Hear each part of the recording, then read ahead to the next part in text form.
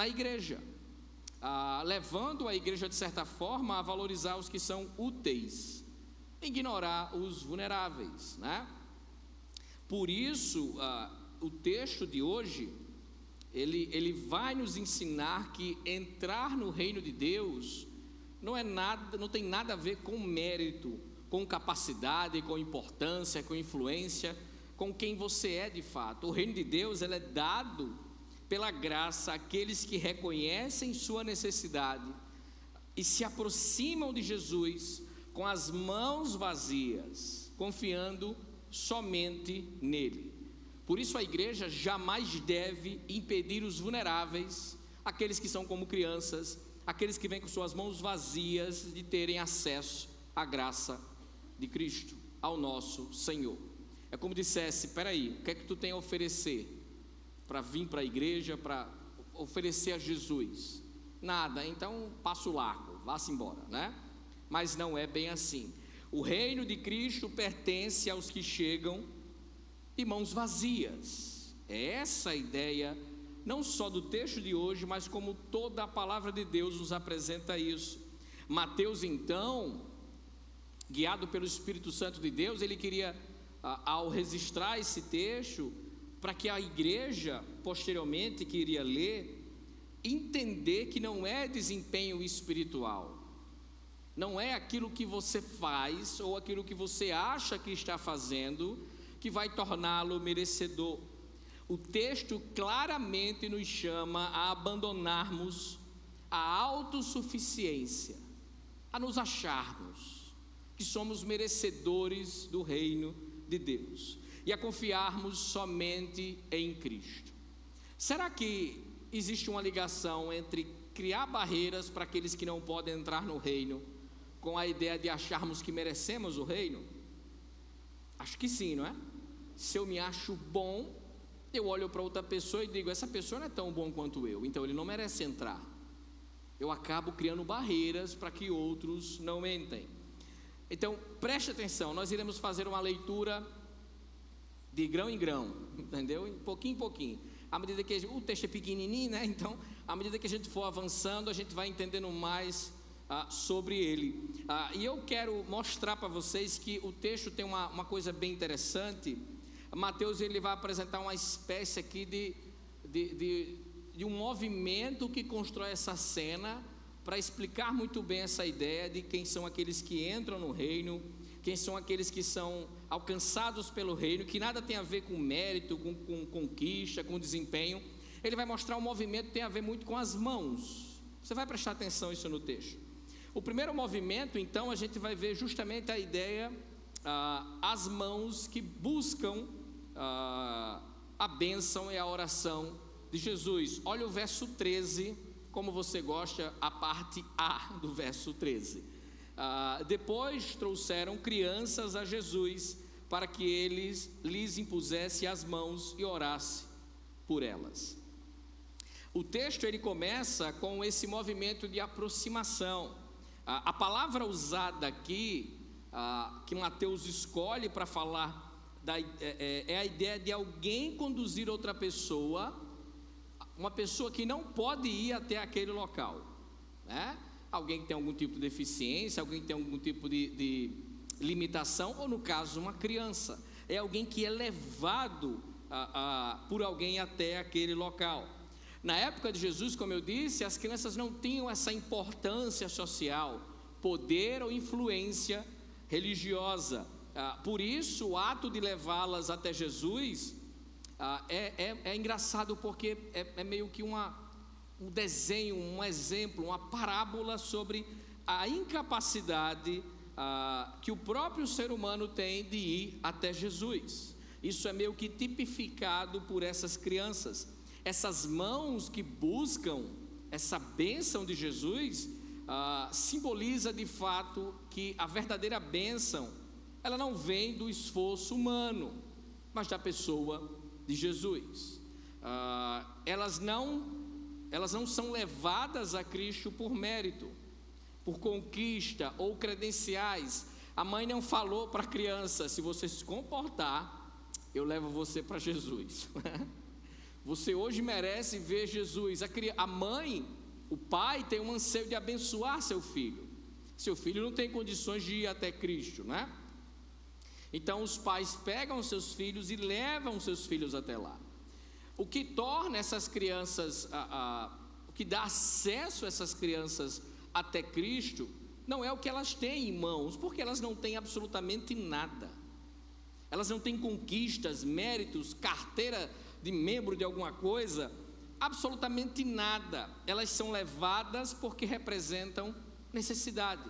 São crianças, né? E são limitadas em vários aspectos.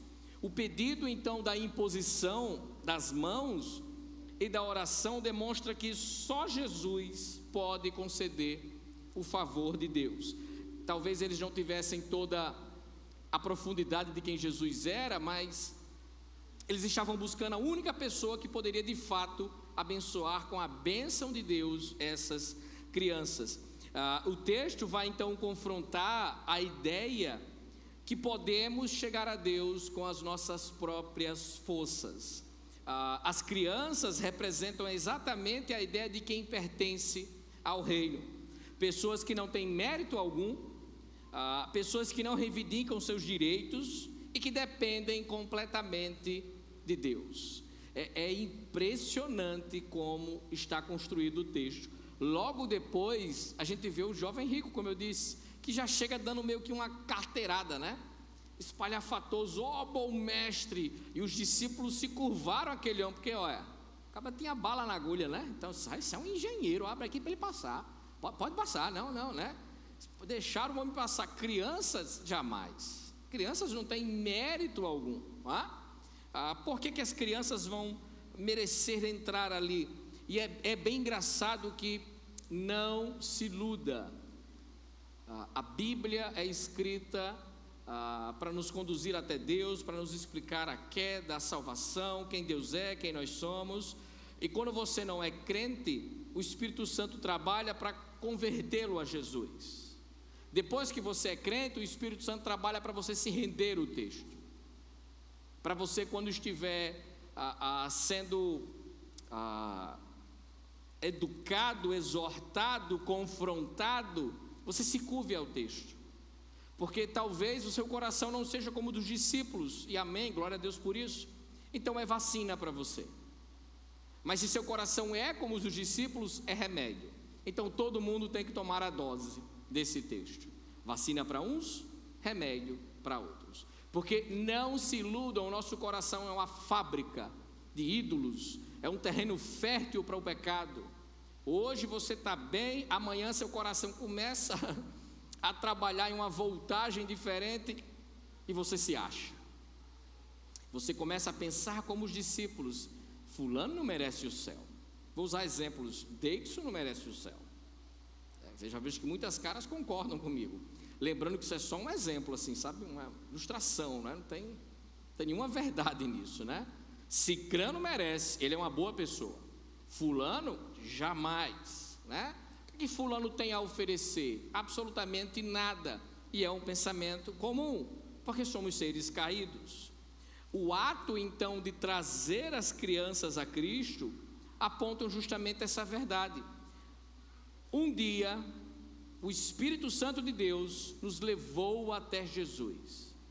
Pode ter usado uma pessoa, alguém que um texto foi pregado para a gente, algo que a gente ouviu, alguém que pegou a gente pelo braço e nos levou. Mas estávamos mortos em nossos delitos e pecados, e nós não tínhamos condição de ir até Deus.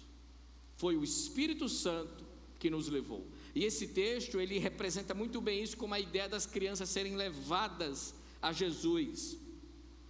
Muitas pessoas chegam na igreja com as mãos cheias de orgulho, acreditando que seus feitos, sua moralidade, seu tempo de caminhada, eu tenho 400 anos de batista, 800 anos de assembleano, 2.500 anos de presbiteriano. Então ele é mais velho que o cristianismo, né? Então a pessoa se acha por causa dessas coisas. em vez de se aproximar como alguém que necessita da graça, alguém que precisa se colocar aos pés de Cristo. Essa mentalidade tem a ver com Jesus? Espelha quem Jesus é? Está ligado a Cristo você se achar, porque é crente? Se achar melhor que outros? Ou achar que suas mãos estão cheias? Uma coisa é Deus orar, outra coisa sou eu orar. Eu sou o queridinho de Deus, eu sou o menino Ney dos céus. Quando eu oro, as coisas acontecem, né? O texto nos leva a nos perguntarmos: como nós temos nos aproximado de Jesus? Como é a nossa oração? Como a gente se coloca diante dele? É só oração precatória? Que é aquela oração que você pede vingança, sabe? É só aquela oração do salmista quando ele está bravo, que diz assim: eu não aguento mais. Cadê o Senhor? Lembrando que essa oração é válida, né? Só que o salmista se acalma, senta. É como alguém que chega brabo numa sala e começa a reclamar: eu não aguento mais. Aí Deus fala: calma, meu mestre. Não, calma o quê? Tu não olha para mim. Senta aqui, beba um gole d'água. E o cabo vai ficando manso, começa a chorar: me perdoe, eu não sei nem o que eu estou dizendo, mas eu confio no Senhor, né?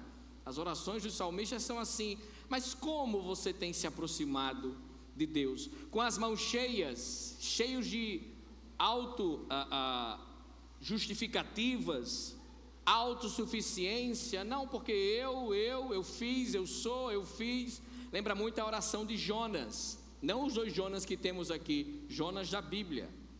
Se você olhar o capítulo 4 de Jonas, meu, o cara está falando com Deus, mãos cheias. Como nós temos nos aproximado de Jesus? As mãos que buscam são mãos vazias de orgulho, e elas são marcadas pela total dependência de Cristo. Embora o coração humano tenha sede de graça, de certa forma, muitas vezes a religiosidade acaba criando obstáculos que impedem as pessoas a chegarem a Cristo. E esse é o segundo movimento que a gente vê no texto, as mãos que vão barrar essa chegada, esse acesso até Cristo. Olhe o versículo 13, parte B. Mas os discípulos os repreendiam. É interessante que essa palavra sobre repreender, ela é usada outras vezes no Evangelho. Sabe quando? Quando Jesus repreende demônios. Você está vendo que como eu, quando estou lendo a Bíblia, estudando, eu fico rindo sozinho, né? Aí quando você traz isso para o nordestês, era como se o discípulo faz aqui: tira esse menino, vai daqui, esse magode de cão, vai embora, essa mundiça, né? Eles repreendiam veementemente as crianças e os pais. Essa palavra também é usada quando Jesus repreende a natureza, né? A tempestade, o mar. Então era com autoridade, entendeu? Com moral, com a voz grossa: tira esse menino daqui, tá correndo aqui por quê? Já viu gente que quando você ri na igreja, que ele está rindo dentro da casa, está rindo dentro da casa do Senhor, né? Guarda teu pé para entrar aqui. Eu nunca entendi como é guardar o pé, só depois que fui entender a Bíblia, que eu dizia: meu Deus, como é que eu tiro meus pés e guardo? Não sei como é isso. Guarda, nem as pessoas que falam isso sabem o que significa guarda teu pé, né? Está rindo na casa do Senhor, ao respeito, a não sei o quê. Sabe, esse povo é parecido com esse povo aqui, né? Ei, esse menino aqui, quem disse que o mestre gosta de criança? Um aperreio desse. Pedro, né? A gente só pensa em Pedro, né? Esse bocado de menino, isso é umas pestes, mas isso é uns cão. Era mais ou menos isso. Isso mostra que os discípulos não apenas sugeriam que as crianças saíssem dali, mas eles repreendiam duramente, como se a presença delas fosse inadequada ou perca de tempo, né? Como: o que é que esse menino aí? Eu imagino até Judas no meio, né? Essas crianças aqui vão acabar aqui o desenvolvimento. A gente podia estar avançando aí, tá, né? A oferta está chegando junto. Esse menino aqui, ó, Jesus vai pegar uma gripe desses meninos, não vai. vai dar errado, né? Não tem para que esse movimento todo. Eles se colocavam como guardiões do acesso a Jesus. Eles julgavam quem poderia aproximar-se ou não do Senhor Jesus, né? A lógica deles era baseada justamente no mérito, na religiosidade, no que os nossos olhos podem ver. Eles se achavam no direito de julgar quem poderia aproximar-se de Cristo ou não. Para eles, apenas pessoas importantes, influentes, que tinham algo a oferecer, mereciam a atenção do rei. É tanto que o jovem rico, ninguém para ele para dizer assim: você pensa que está indo para onde? Com esse ouro todo cheio de si, todo pimpão, vai para onde com esse camelo 0 quilômetro? Ninguém diz isso para ele. Deixa ele passar, né? Pelo contrário, a gente vai ver domingo que vem que quando Jesus fala assim: coitado desse pobre, é difícil entrar no céu, os discípulos dão logo um passamento, a queda de pressão. Se esse caba não entra, quem vai entrar? Não é? É interessante isso. Essa cena revela a tendência do coração humano transformar a religião em um sistema que controla quem pode ou não pode se aproximar de Deus. Isso aqui está o pulo, onde está o pulo do gato, ou na verdade o pulo do diabo. O religioso, ele manipula a cabeça das pessoas, ele cria uma escala de méritos, né? Ele diz quem merece ir para o céu, ou quem não merece, quem é santo e quem não é santo, quem Jesus gosta e quem Jesus não gosta, e ele usa essa régua dele para controlar os outros. Ele está sempre certo, o outro vai estar sempre errado. O outro precisa sempre de punição, de castigo e de rever o que está sendo feito, para se manter cada vez mais sob controle. Porque eu tenho o poder de dar acesso a Cristo. Então você tem que dançar conforme a música. Religiosidade, diabólico. É o que Jesus falava dos fariseus: nem entram, nem deixam entrar. Saem pelo mundo pregando e fazem aos seus discípulos 2 vezes réu do inferno. É engraçado isso, porque esse pensamento existe até hoje. Líderes religiosos que são opressores, que se a pessoa olhar para o lado, ele diz: você vai sim para o inferno. Você vai para o inferno. A pessoa não só tem a chave do céu, como também tem a chave do inferno. E isso é bem perigoso. Onde deveria existir uma ponte, onde deveria existir uma ponte de graça, os discípulos acabaram construindo uma barreira. E essa atitude vai totalmente contra ao Evangelho. Naquele momento eles enxergavam apenas com o olho da religião, com o coração caído. Os discípulos não entenderam que não existe pessoas indignas que não possam se aproximar de Jesus. Na verdade existe os que estão de mãos cheias, mas aqueles que são indignos aos nossos olhos, aqueles que são miseráveis, bem-aventurados os pobres de espírito, porque dos tais é o reino dos céus.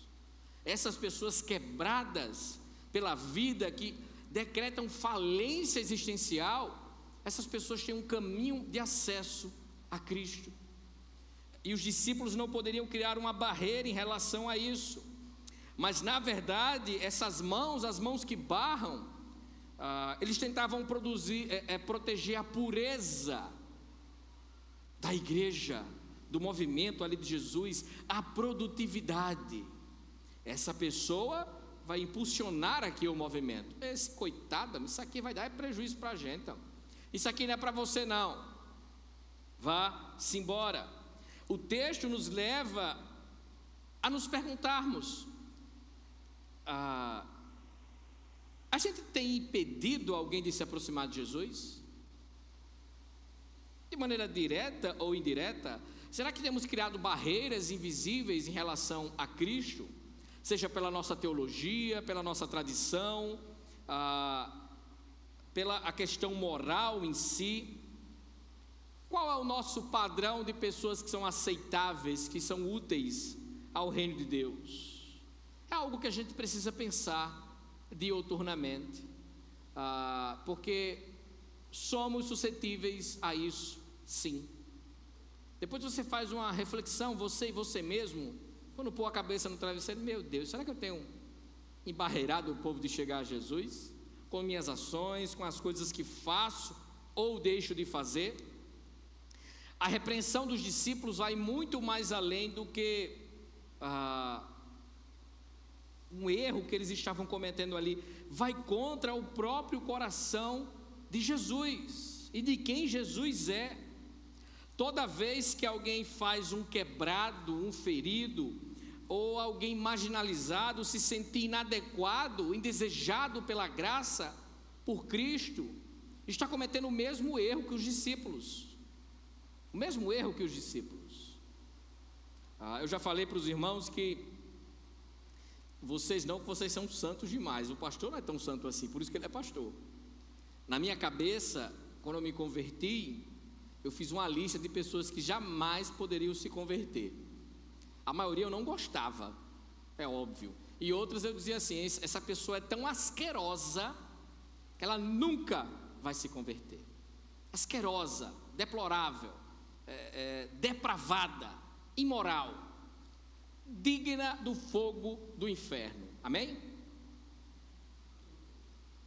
Amém? Se ela estivesse aqui, ela dizia: ela não me decepciona. Amém? E quando eu servi o exército, tinha um camarada lá desse jeito. A gente já se engalfinhou algumas vezes lá. A ideia de impor a machês, Red Pill, nem existia isso há 20 anos atrás, direto do túnel do tempo, Aí me ameaçou de brigar comigo, e eu, muito maior do que eu, muito mais forte, a lá Vin Diesel, só que sem a ideia de família, E eu disse assim: venha para lá, venha, você tem que se impor, venha.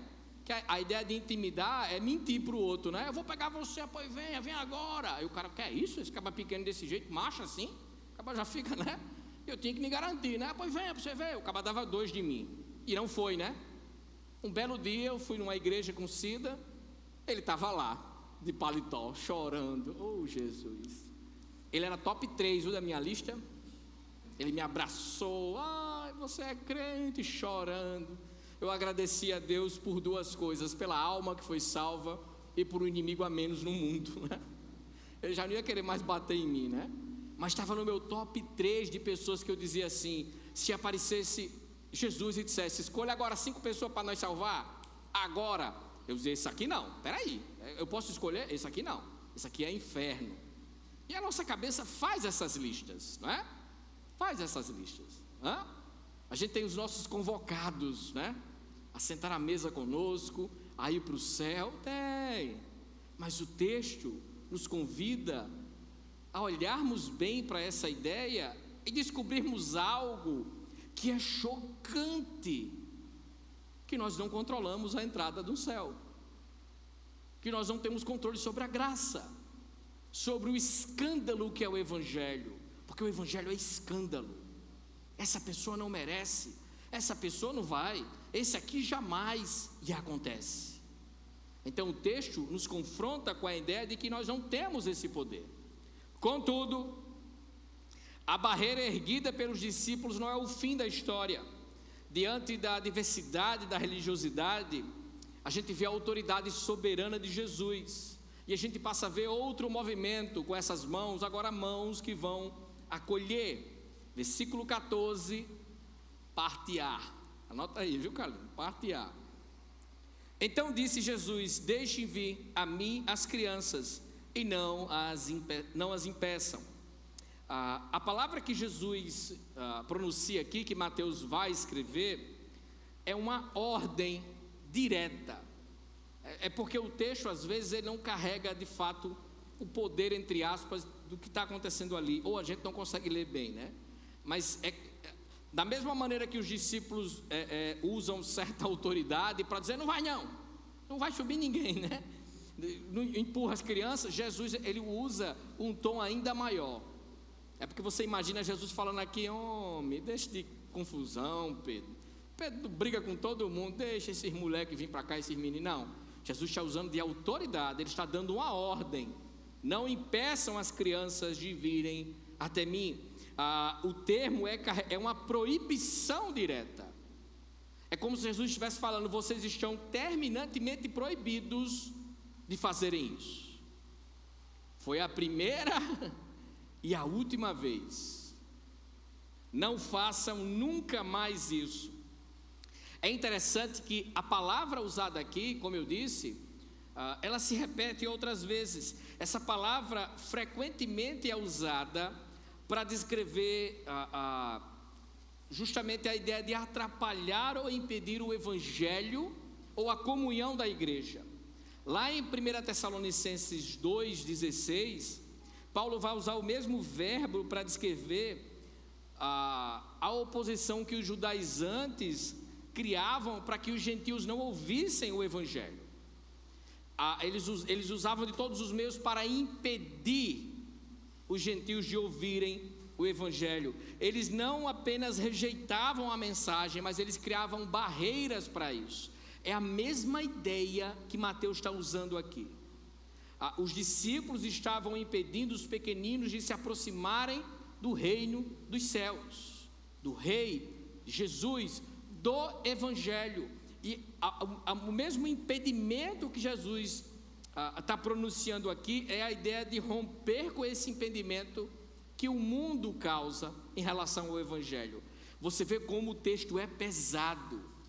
Não é simplesmente um monte de catarrento correndo no meio da poeira e os discípulos tentando segurar, os meninos subindo nas árvores, subindo em Pedro, em Jesus. Jesus, que é isso, vamos deixar de confusão. Não.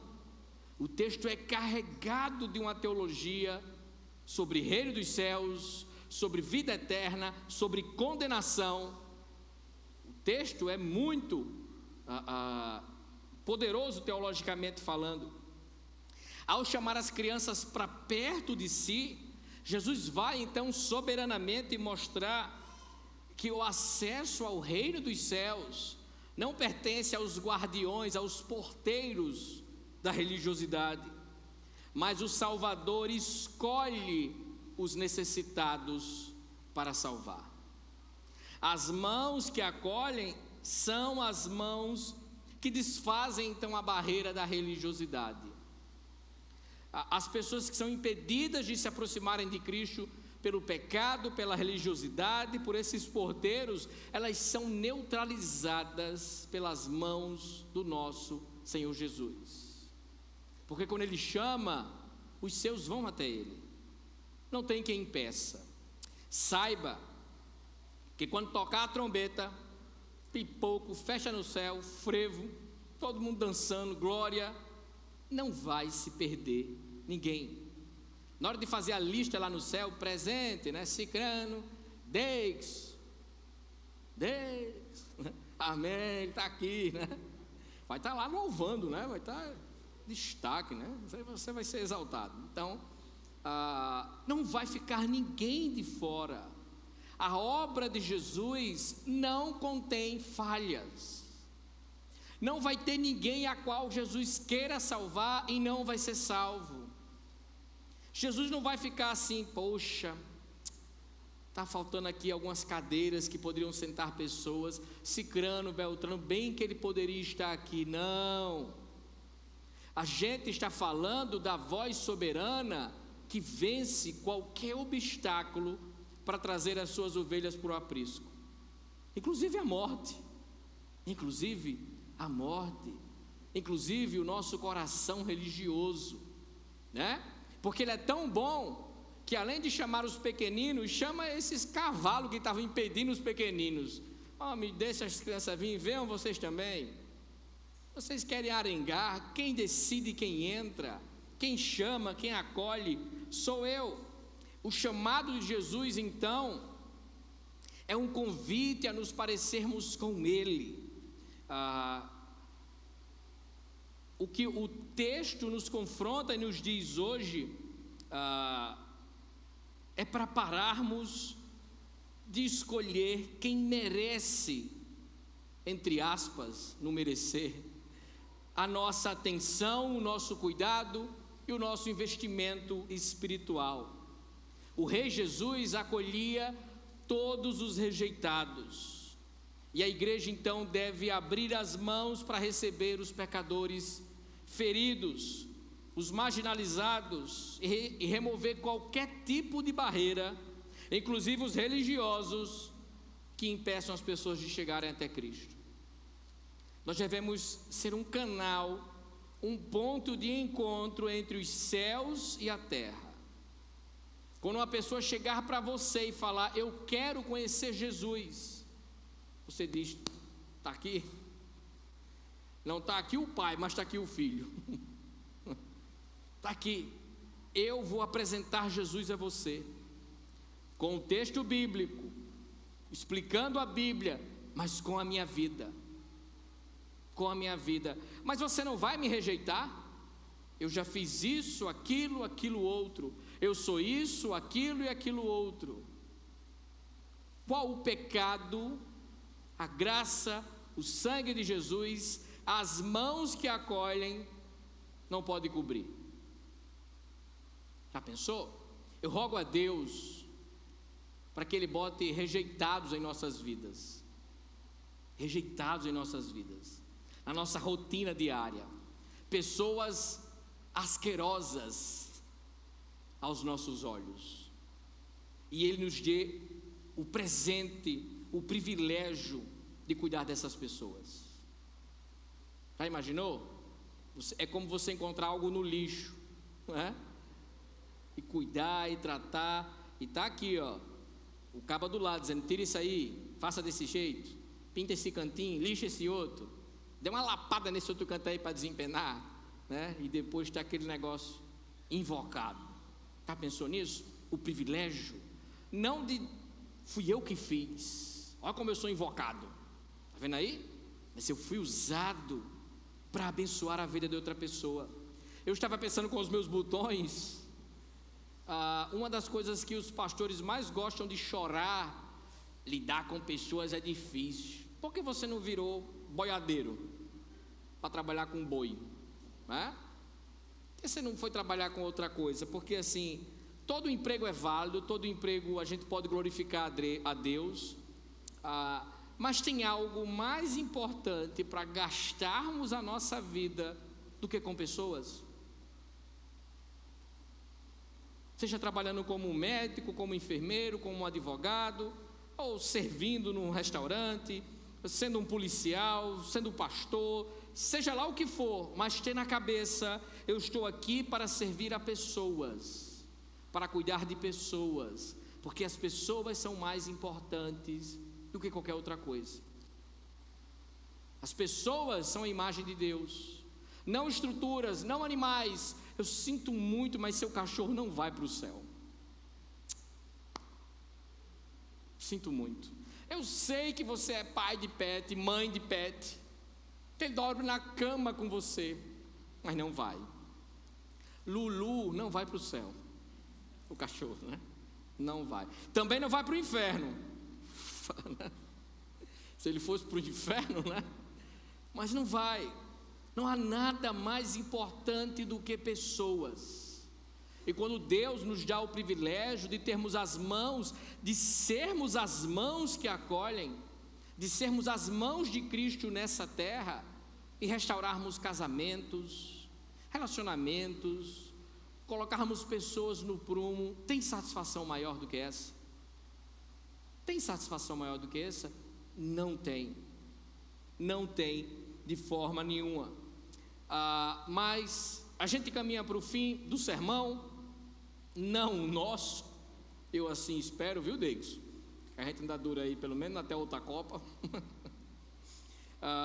Mas por que Jesus dá tanta importância para as pessoas que nada têm a oferecer, para as pessoas que estão com as mãos vazias? A resposta está na natureza do reino de Deus. Para fazer parte dele é preciso ter algo que muitos adultos perdem com o passar do tempo: a humildade de reconhecer que precisa da graça, a humildade de reconhecer que estamos de mãos vazias. Você já viu que o pensamento do mundo é ser autossuficiente? Eu alcancei qualidade de vida, né? Nossa, qualidade de vida, olha só, eu não sei o que é isso, né? Eu sou independente. O que é independente? O que é isso? Essa pessoa não precisa de ninguém, nem do gari, não é? Nem do gari. Teve um dia que eles não recolheram o lixo, porque era dia do gari, houve um pandemônio, né? Cadê o gari? Sumiu, né? Alguém, quando diz que é independente, não precisa de ninguém, porque essa é a ideia do mundo. A mulher não precisa de homem, o homem não precisa de mulher, ninguém precisa de ninguém, cada um por si e Deus por ninguém, e amém. É o pensamento do mundo, né? Nossa, que empoderado, não é assim? Autossuficiente. E essa ideia vem para o nosso coração, que nós não precisamos de nada nem de ninguém. E é esse coração que vai diante de Deus, e Deus fala assim: se humilhe. Eu conheci uma pessoa que falava assim: eu acho isso muito errado, a gente tem que se humilhar para Deus. Isso é o desrespeito, a gente tem que se humilhar. Meu Deus, eu ficava dividido assim, por um lado, né, misericórdia, Jesus, dele, e por outro lado, você vai se ajoelhar sim, você vai ver como você vai se ajoelhar, né? Mas misericórdia, Jesus. É um pensamento intrusivo. É um pensamento intrusivo, porque nós estávamos em Adão quando Adão caiu, quando Adão buscou autonomia, qualidade de vida, ser independente, né? Então é essa raiz de Adão no nosso coração. Aí chega um Deus que fala assim, você chega com suas mãos, ele bate logo na sua mão, diz: isso aí tudo porcaria. Não, mas eu tenho isso. Para mim isso não vale de nada. E um parêntese aqui, já viu como as pessoas evangelizam? Porque a pessoa chega lá, na hora do jogo, menino Ney na Copa, né? Aí chega assim e diz assim: Deus vai te dar uma boa vida, Deus vai tornar a tua esposa bonita, teu marido bonito, você que é careca vai criar cabelo, e vai acontecer isso, e vai acontecer isso, e vai melhorar a sua vida, e papapá. Aí o cara diz: não, eu tenho carp hair, eu não preciso. Eu e minha esposa, nós treinamos na Smart Fit, nós tomamos Herbalife, né? Cancela no YouTube, viu, que a gente não tem patrocínio desse povo, vai botando só pim, né? A nossa vida é perfeita, meus filhos estão nos Estados Unidos, em Boston, né? Foi para fora, é top, né? Foi para fora, então não sobra nada para oferecer para aquela pessoa, porque ela já está com as mãos cheias. E essa ideia do evangelismo de muita gente, oferecer coisas para encher as mãos das pessoas. Mas Jesus olha para a nossa realidade espiritual e vê que nossas mãos diante de Deus estão vazias. E é justamente o verso 14, a parte B, que fala dessas mãos vazias. Olha aí. Então disse Jesus, né? Deixe vir a mim as crianças, não impeçais, pois do reino dos céus, pois o reino dos céus pertence aos que são semelhantes a elas. Olha o que Jesus está dizendo: o reino dos céus pertence àqueles que têm as mãos vazias e reconhecem isso. O pior bocó é o que não vê que é um bocó. Tu é doido, olha o que eu tenho, olha o que eu sou. Isso não é nada. Nada.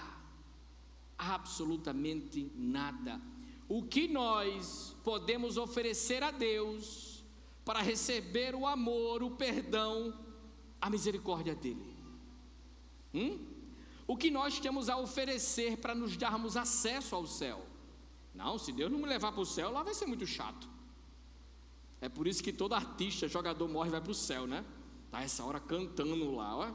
Ninguém aguentava o peste cantando aqui e tirar no céu. Está jogando bola no céu. Tá não. Não tá. E é interessante quando gente bonita morre, né? O ser humano é podre. Que a gente olha e fala assim: nossa, que desgraça, tão bonita. Então um feio merece morrer? Aí no mesmo acidente, um feio e um bonito. Isso aqui, acho que não é o primeiro acidente que ele sofreu, né? Então, morreu, tá bom. Mas o bonito diz: meu Deus, tão lindo, a vida pela frente. Isso é fato, não é? A gente cria escalas de quem merece ou de quem não merece. Mas Jesus chega e diz: dos tais é o reino dos céus. Jesus não está dizendo que o reino pertence a crianças literalmente, viu? Calma aí, aqui não é Jesus para baixinhos, né? Não é que criança vai, porque também o crente é doido. O texto aqui não está falando que criança vai para o céu porque é criança, então vai para o inferno. O crente é logo assim, né? O crente não tem meio termo não, é uma coisa ou outra. A ideia aqui é que a criança, como eu disse, é alguém que não tem poder nenhum, alguém humilde, alguém com mãos vazias, alguém que foi carregado até a presença de Cristo, alguém que não perde nada em troca. A criança não vai barganhar com Jesus, a criança está ali porque o ama. Alguém disse para ele: esse cara é o cara, ele é um super-herói, ele está curando as pessoas, expulsando o demônio. O menino, eu quero ver, né? Talvez os meninos brincando: eu sou Jesus, olha. Ninguém sabe, né? Mas ele era um herói, e as crianças queriam ver Jesus, tocar em Jesus. Então elas não tinham nada a pedir em troca. Você vê como Jesus constrói a ideia das pessoas que têm as mãos vazias e se aproximam de Cristo. E ele fala: dos tais é o reino dos céus. As crianças representam as pessoas que não possuem mérito, poder, influência ou posição social.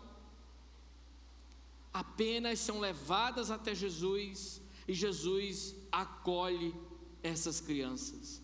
Elas não tinham nada a oferecer, elas foram levadas por outros até Ele, e Ele acolheu essas pessoas, essas crianças. Não é assim que a salvação acontece? Aqui não é um exemplo claro de como a salvação acontece? As mãos vazias, então, não são um detalhe nessa história. Elas representam a condição necessária para entrar no reino dos céus. O texto vai nos mostrar que dos tais é justamente aqueles que dependem totalmente de Deus.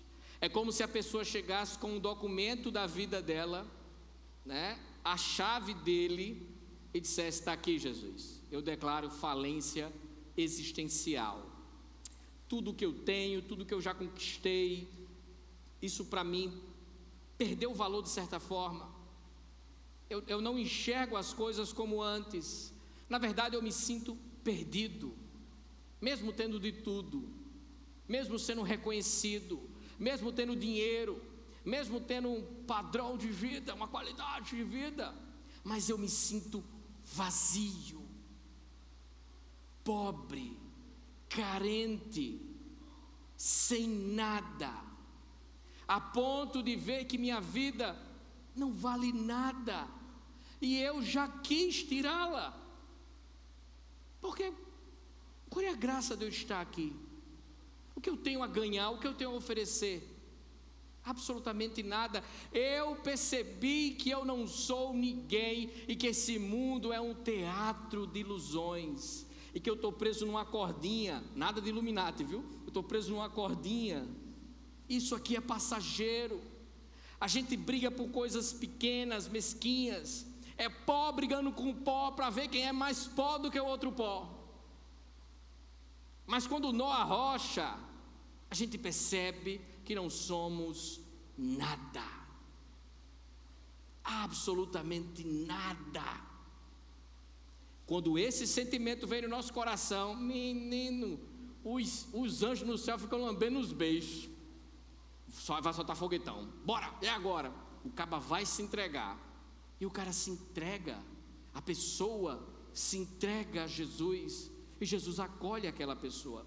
e ele traz ressignificado existencial a todas as células daquela pessoa, a toda a sua existência, a todos os dias de sua vida, as suas cicatrizes, as suas alegrias, o seu choro, a tudo, absolutamente tudo. É como se a vida da pessoa encaixasse na história de fato, e ele percebe quem ele é: filho que estava perdido e foi resgatado, apartado da graça, apartado de Deus, mas encontrado, acolhido por mãos que foram perfuradas na cruz. Foi no pulso, mas daqui para lá é mão, para dar acesso a ele, a isso. Então, dos tais é o reino dos céus.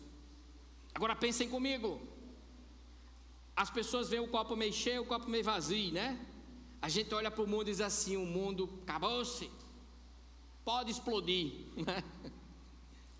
O mundo se torna cada vez pior. Mas será que o mundo, sendo cada vez pior, não se torna um cenário mais favorável a apresentar o Evangelho? Porque as pessoas estão cada vez mais destruídas, perdidas e vazias. Então, não olhe pela ótica do mundo, é o momento oportuno de apresentarmos uma verdade absoluta, que traz significado real para o mundo caído. Não são vozes, é a voz daquele que diz: não impeçais de vir até mim, porque dos tais é o reino dos céus. A Bíblia ensina então que aqueles que vão até Deus e são acolhidos por Ele, são as pessoas que estão com as mãos vazias de orgulho, de autossuficiência, de si mesmo. E essas mãos vazias representam justamente aqueles que são acolhidos pela graça. Porque se nós pensarmos diferente disso, a gente não entendeu a graça, nem muito menos o Evangelho. Nem muito menos o Evangelho. Se o reino de Deus pertence àqueles que têm mãos vazias, então qualquer pecador que se sentiu útil ou merecedor diante de Deus, ele não entendeu o reino dos céus, ele não entendeu o Evangelho, e ele não entrou no reino de Deus. Se ele acha que é merecedor, e se ele acha que outros não merecem, ele não entrou no reino dos céus. E para terminar, para não ficar nesse clima de suspense, a gente vê a última parte do versículo, que parece só a saideira, assim, saiu, né? Acabou, mas tem uma importância, que é justamente as mãos que vão abençoar. Olha o verso 15, sem parte nenhuma, só o 15. Depois de impor as mãos, partiu dali. Na Bíblia, a ideia de impor as mãos é um ato de consagrar, de transmitir favor divino. É engraçado que Jesus abençoa as crianças e parte, né? Isso é bem interessante, porque não seria a presença física de Jesus que manteria a bênção sobre essas crianças. Ele vai, aproxima-se, toca, abençoa as crianças e parte, justamente para tornar esse toque não só nessas crianças, mas em outros que merecem os tais, os dito tais, a entrar no reino dos céus possível. Aonde? Na cruz. Jesus toca nas crianças e parte dali, porque ele está indo para a cruz. Nós entramos nesse momento no Evangelho de Mateus, onde Jesus já começa a ir em direção a Jerusalém, para morrer na cruz do Calvário. Ele abençoa as crianças e vai para toda a fonte de bênção posterior que cairia sobre os tais, a cruz do Calvário. Então é interessante que o gesto de Jesus não foi simples, não foi barato, não foi simplório, foi de fato abençoar essas crianças e nos ensinar quem são os tais, Quem são aqueles que são acolhidos, independentemente da barreira da graça, e têm acesso ao Senhor Jesus? Como eu disse, esse texto, ele é mais um texto que é uma mini encenação do que é o Evangelho. A bênção que Deus promete a Abraão, de abençoar as famílias na terra, a gente vê aquele que impõe as mãos sobre as crianças, sobre os tais, e cumpre essa promessa a Abraão. Tem como projetar um texto aqui? Tem? Bota aí, meu filho, Isaías 40:11.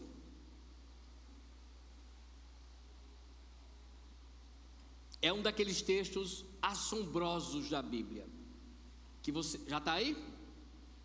Como pastor, ele cuida do seu rebanho, com o braço ajunta os cordeiros, os pequeninos, presta atenção aí, presta atenção, e os carrega no colo.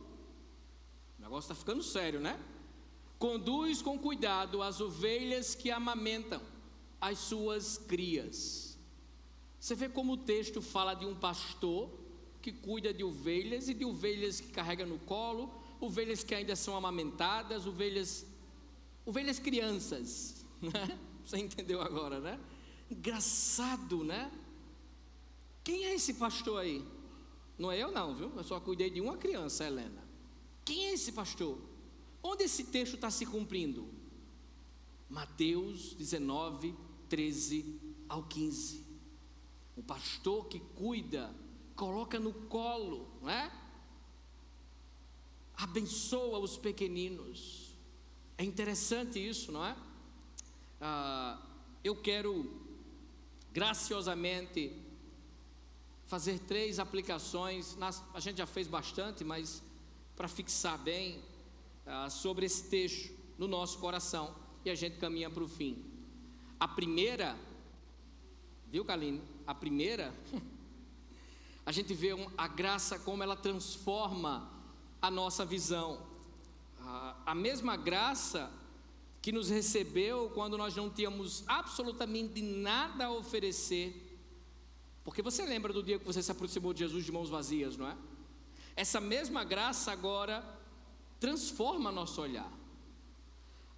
Pelo Espírito Santo a gente pode deixar de avaliar as pessoas pelos nossos critérios, os critérios do mundo, e aprender a olhar para essas pessoas como Jesus olha, como os tais que entram no reino dos céus. O Espírito Santo nos dá a capacidade hoje de mudar o nosso olhar.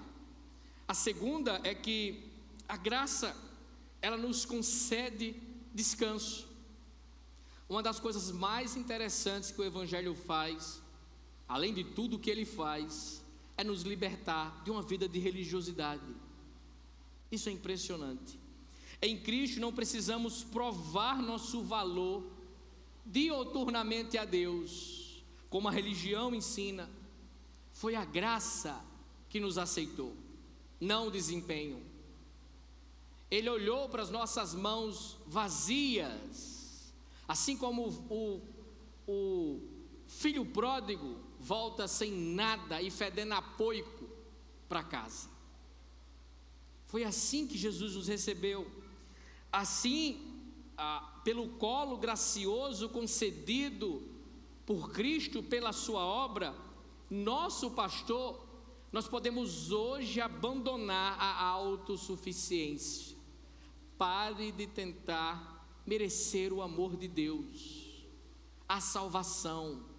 Deus lhe ama e lhe salvou, e ponto final.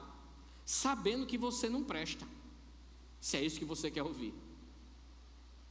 Ele sabia que nós não tínhamos nada a oferecer. Terceiro, a graça nos envia. Tendo sido recebidos de mãos vazias, agora nós temos o privilégio de levarmos outros até Jesus. Como esses pais levaram essas crianças até Jesus, a gente pode fazer a mesma coisa. Ei, vamos ali?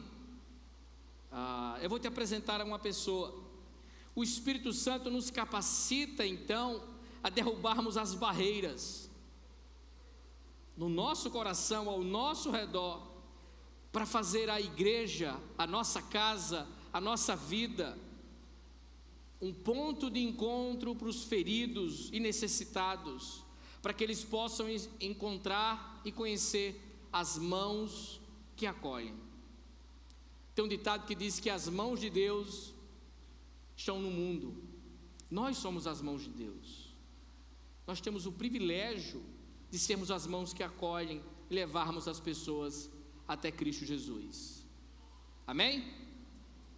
Que Deus nos abençoe e nos guarde. Amém. Meus amados irmãos, chegamos ao fim de nossa celebração, porque o nosso culto, você assim o sabe, ele é constante. Domingo que vem nós não teremos a nossa escola bíblica, né? Descanso, não é isso, Deus? No outro domingo começaremos o nosso módulo, os outros da Bíblia. Sabe quando você lê o Antigo Testamento e Filisteu e não sei o que Ezeu e não sei o que Ezeu, a gente vai entender mais sobre. Eu pensei que eles estavam aí. Oi gente, domingo que vem e tal, né? Eu tenho um filisteu chamando vocês para EBD. Nós iremos conhecer mais desses outros povos que estão na Bíblia. Então domingo que vem nós não temos EBD, mas na outra sim. Procure uma célula próxima de sua casa, porque lá é o local onde nós aprendemos de uma maneira melhor sobre o texto, discutimos, conversamos a respeito do que a gente viu aqui essa noite. Nós temos 7 células funcionando a todo vapor, célula com gente nova e velha, célula com gente que come muito, com gente que come pouco, célula só de menina, célula só de menino, célula com um bocado de gente, com um monte de menino. Tem célula para tudo que é gosto.